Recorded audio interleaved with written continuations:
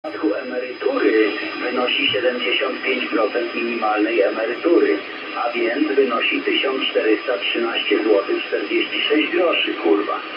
Czyli jak komornik przyjdzie do dziadka, to dziadek dostanie mu 1413, kurwa, żeby za dużo, żeby zdechnąć, a za mało, żeby żyć, kurwa, no. Tak jest w tej waszej, kurwa, Polsce, kurwa, kraju z gówna i z kartonu, kurwa.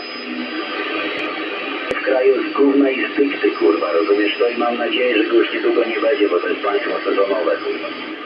Że, kurwa, nowo wybrany prezydent tego pierdolnika odda wszystkie kompetencje do Brukseli i w końcu tym narodem będzie ktoś mądry rządził, kurwa.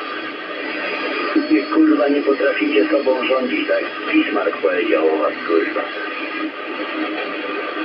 Chuj wam w dupę, kurwa.